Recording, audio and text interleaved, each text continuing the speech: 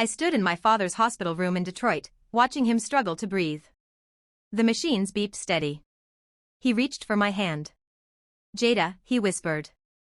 "I need to tell you something. Before it's too late." I leaned closer. My heart was racing. "You're not adopted, baby girl. You never were." The room started spinning. 30 years.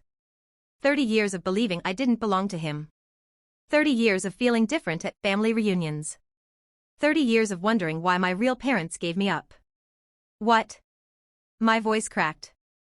But his eyes closed. The nurse rushed in. I was pushed into the hallway. I stood there shaking. Not adopted? Then why? Why would he lie for my entire life? It started when I was 5 years old. We lived in a small house on the east side of Detroit.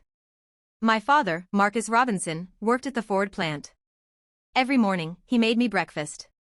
Every night, he read me stories. One day, I asked him why I didn't look like the pictures of Grandma on the wall. He got quiet. Then he sat me down. "Jada, you're adopted," he said softly. "Your birth parents couldn't take care of you. But I chose you. And that makes you even more special." I didn't understand it all. But I believed him. Because he was my daddy. As I grew up, the story never changed. When kids at school asked about my mom, I said she died. When I asked about my birth parents, Dad said he didn't know much. Just that they loved me but couldn't keep me. I accepted it. It became part of who I was. At Cass Technical High School, I was Jada Robinson, the adopted girl with the single dad who loved her more than anything. I was okay with that. But sometimes, late at night, I wondered. Who did I come from? Did I have siblings somewhere? Did my birth mother ever think about me? Dad would catch me looking sad and pull me close. "You're mine, Jada. That's all that matters." And I believed him. I went to Wayne State University. Studied nursing. Met my husband, Kevin, there. We got married when I was 25. Had 2 kids. Moved to the suburbs. Through it all, Dad was there. At every graduation. Every birthday. Every moment that mattered. But he never changed the story. Never slipped up. Never told me the truth. When I turned 35, I decided to search for my birth parents. I told Dad over dinner at his house. He dropped his fork. His face went pale. "Why now?" he asked. "Because I need to know where I come from, Dad. Our kids ask questions. I want answers." He stared at his plate for a long time. "Please don't," he finally said. "Why not?" He stood up and walked to the window. "Because some things are better left alone, Jada." That was 3 months ago. Now he was in the hospital with heart failure. And he'd just told me the biggest lie of my life wasn't true. The doctor came out. "You can go back in." I walked in slowly. Dad's eyes opened. He looked scared. "Why?" I whispered. "Why did you tell me I was adopted?" He took a breath. Tears rolled down his face. "Because your mother," he said, "tried to kill you when you were 4 years old." I couldn't move. Couldn't breathe. "What?" The word barely came out. Dad's hand squeezed mine weakly. "Your mama. Denise, she had demons, baby. Demons I didn't see until it was almost too late." I sat down hard in the chair beside his bed. My whole body felt numb. "She had depression," he continued. "Bad depression. After you were born, it got worse. I thought she was getting help. I thought the medication was working." He paused. The machines beeped. Beeped. Beeped. One night, I came home from my shift.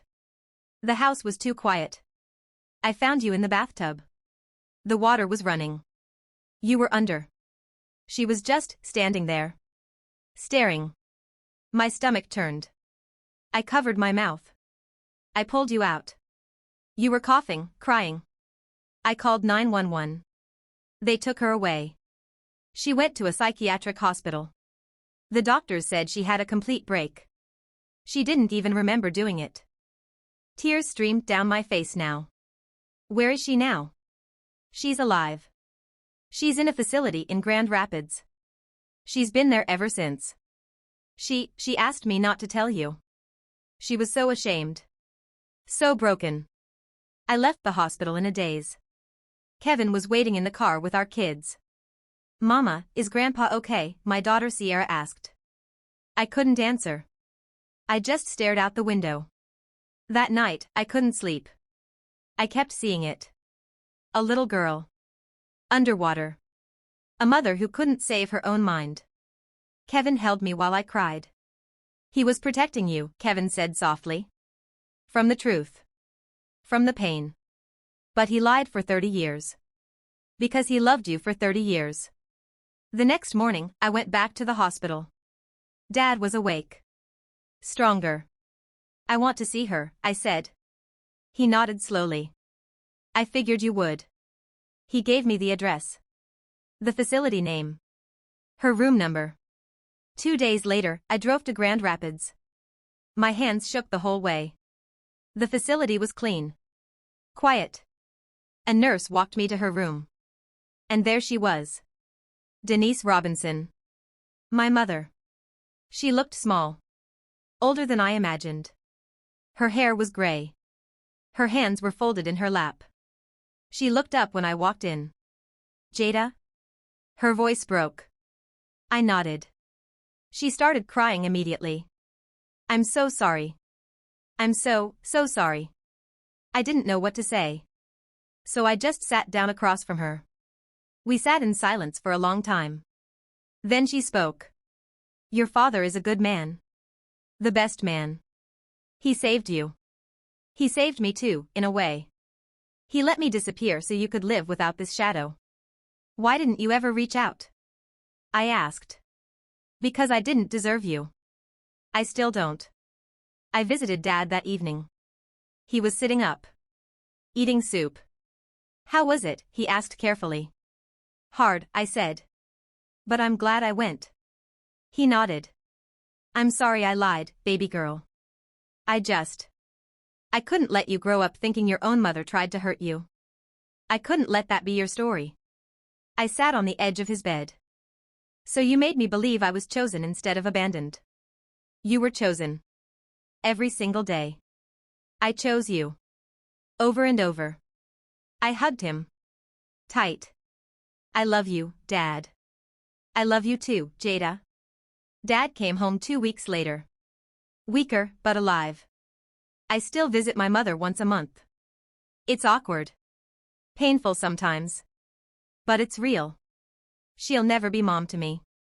That word belongs to the man who raised me. But maybe, one day, she can be Denise. And maybe that's enough. My kids ask questions now. I tell them the truth. Age-appropriate, but honest. Because I learned something from all of this. Lies told out of love are still lies. But love that protects is still love. And sometimes, the people who hurt us are also the people who need us most. My father gave me a different story so I could write my own. And for that, I'll always be grateful.